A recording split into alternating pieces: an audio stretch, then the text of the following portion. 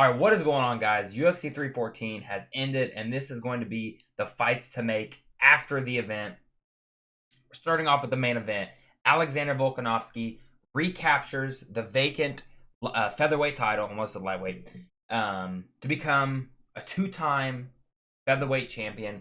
The first person 35 or older in 155 or lower weight class to capture the belt over 35. Good on him. Um, there's really only one person that is next in line for the featherweight belt, and that is Mobster Evloev. Yair mentioned in his post-fight that he was promised a title shot if he won against Patricio Pitbull. That is absolutely ridiculous. He's on a one-fight winning streak versus someone making their debut.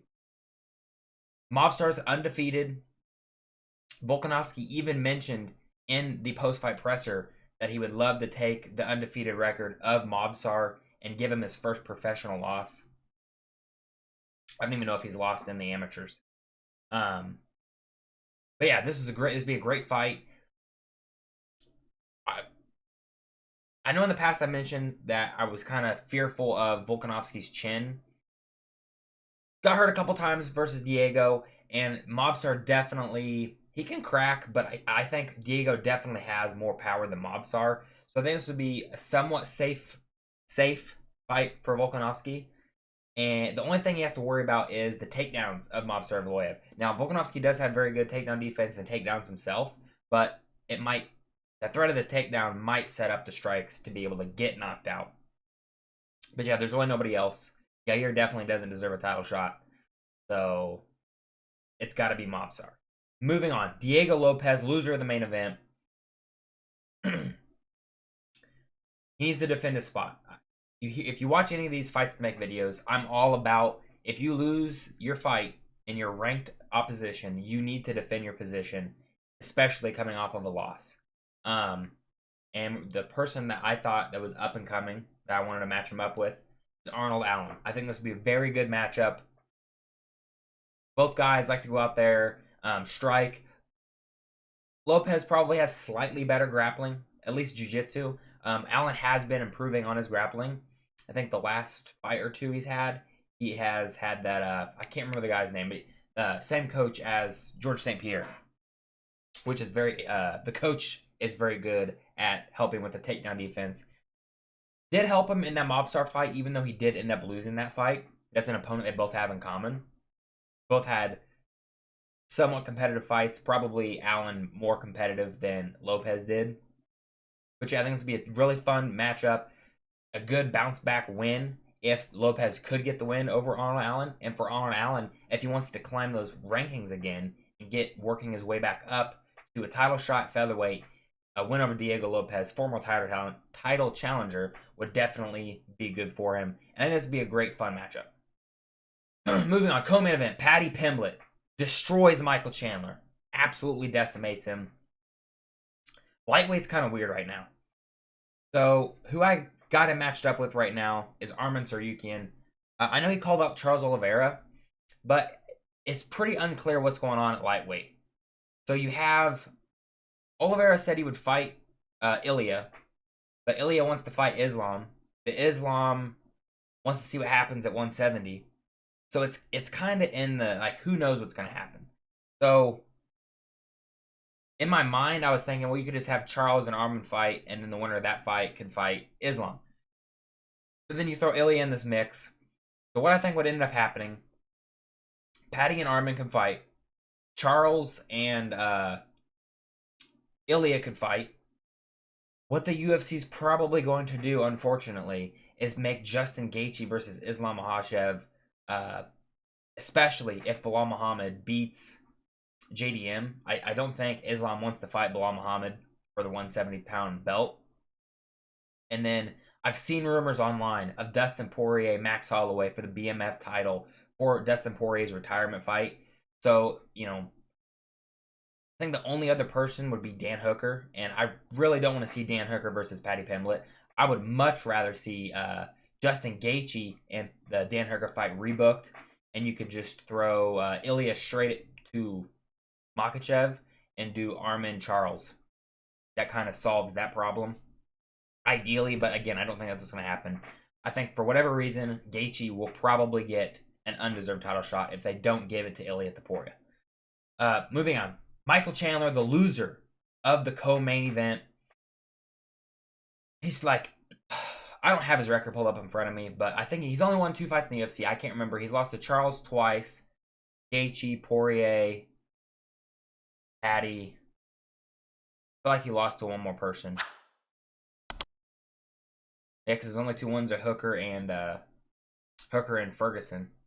So, like I said in my post-fight, if this was any other fighter, they would be cut by now. But because it's Michael Chandler, he steps up to the plate when the UFC needs him.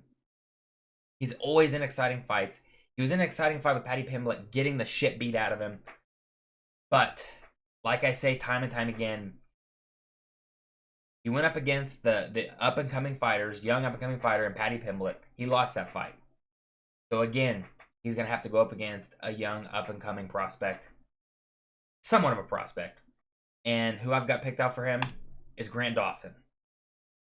Grant Dawson's finally back in the rankings after losing to almost said King Green, to Bobby Green in that fluke KO loss he had. I don't think that was ever happen again. If they fought again, I think Grant Dawson would more than likely finish Bobby Green with a rear naked choke. But I think this would be a great matchup. Again, we've seen Grant Dawson get knocked out cold, and Michael Chandler has good power. But it didn't matter because against Paddy, he couldn't use it. It didn't work. So could Grant Dawson kind of replicate what Paddy did? I think Paddy is definitely way better on the feet than Grant Dawson is. So Dawson would definitely need to get the takedown and get the back of Michael Chandler and be able to finish him with a rear naked choke. I think that'd be his best path to victory there. But I think this would be a great matchup, a great step up in competition for Grant Dawson. I think he might have called out.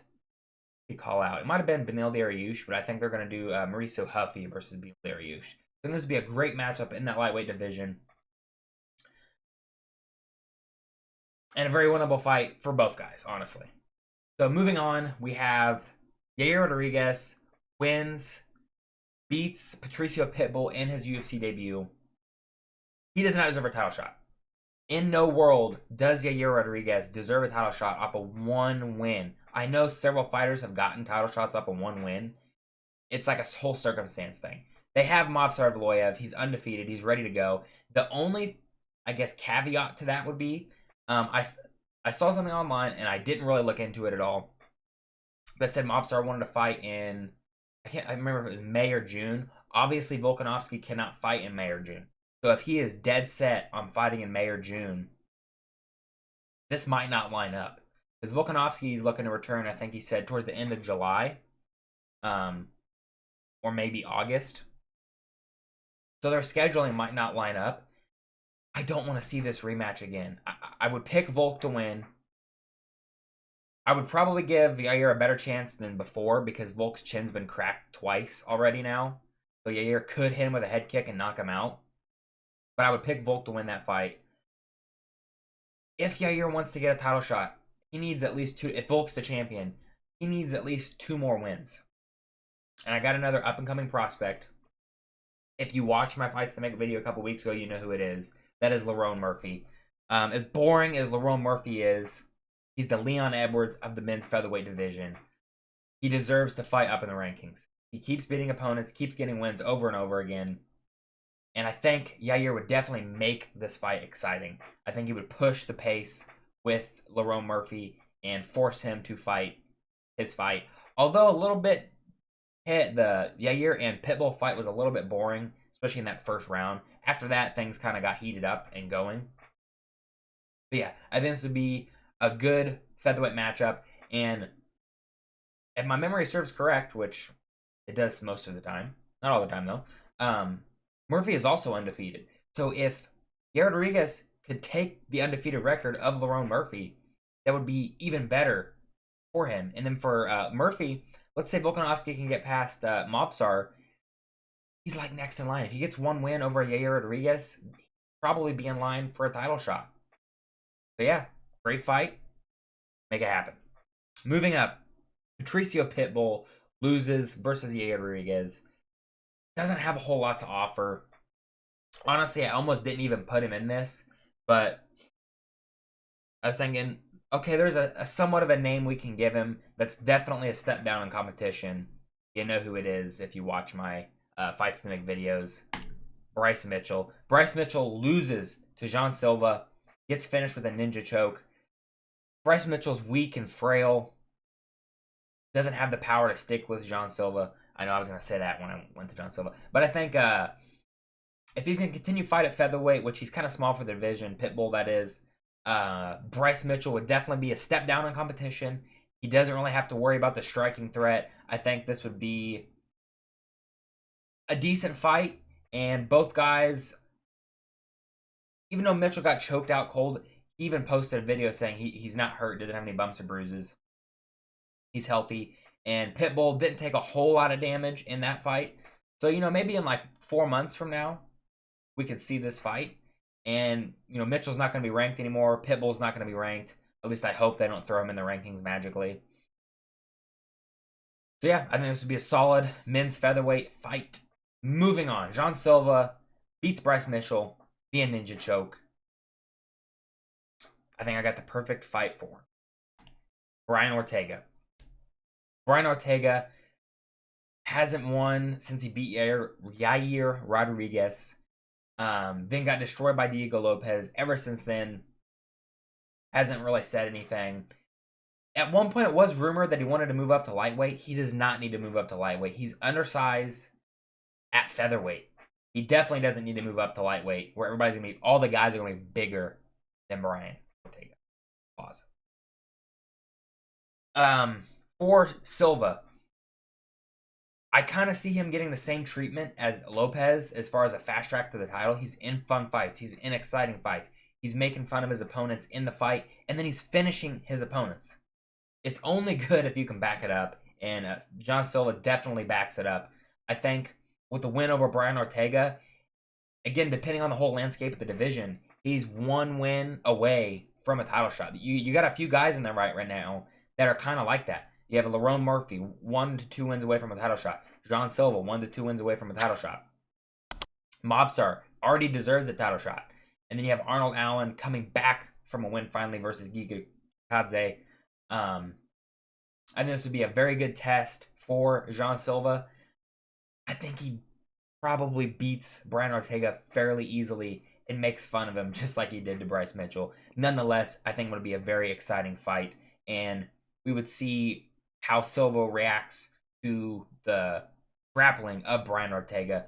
That would definitely be the best grappler he's fought thus far. Moving on, we have Dominic Reyes KOs Nikita Krylov in the first round. Shocks the world, honestly. Shocked me. I like his call out perfectly. We're going to do the winner of Khalil Roundtree and Jamal Hill. I'm currently leaning Khalil Roundtree. So just the winner of that fight. I don't want to say light heavyweight's kind of logjam, but there's kind of a lot going on in light heavyweight. They're probably going to run the rematch back between Magomed Ankalaev and Alex Pereira. And you have Carlos Ulberg, who already borderline deserves a title shot right now, just because based off the win streak he's on.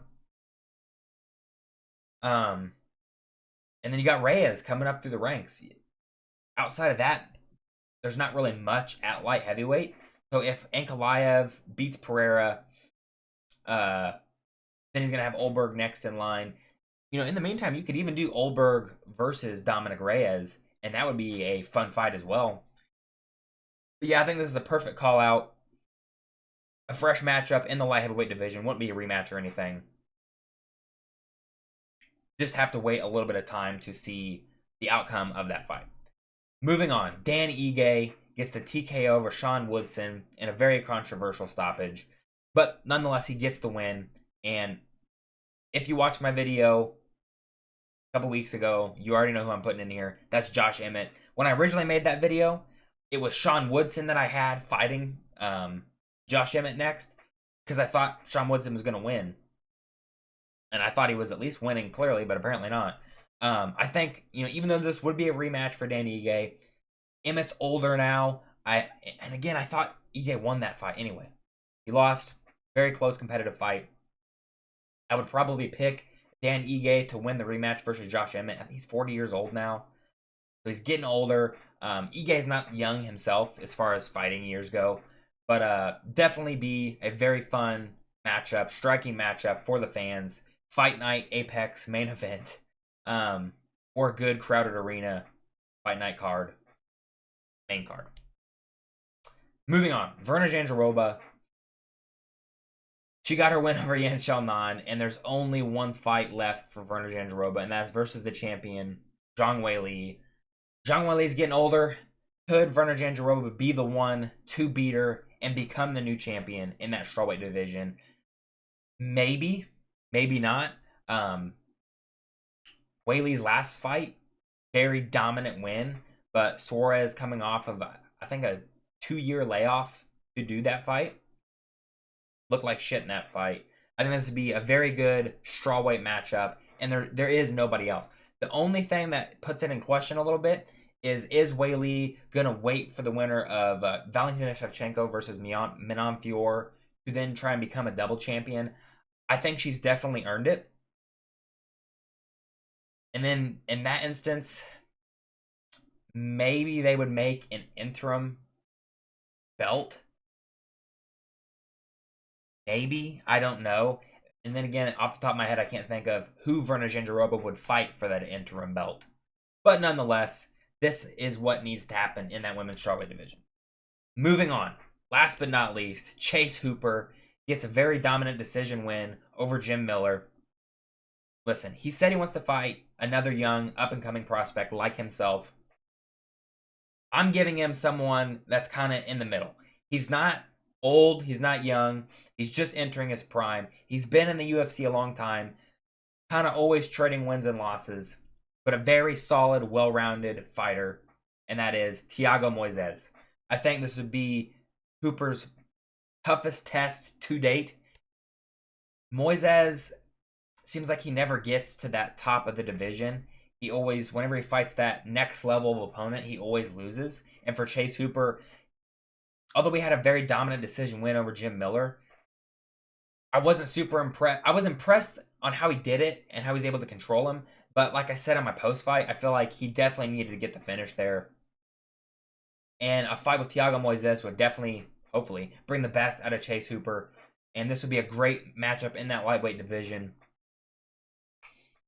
Trying to think. I think it should line up as far as fight scheduling. I think Moises fought. I'm trying to remember. I can't even remember off the top of my head who he fought last. I know he got a win. Coming off of a win at least. But yeah, nonetheless, this would be a great matchup in that men's lightweight division. Let me know what you guys think in the comment sections down below. What do you think of my matchups? Do you have any different matchups? If so, let me know down below. Make sure to subscribe if you're not subscribed already. I'm trying to get to 1,000 subscribers this year. Drop a like on the video, and I'll see you guys in the next one. Goodbye.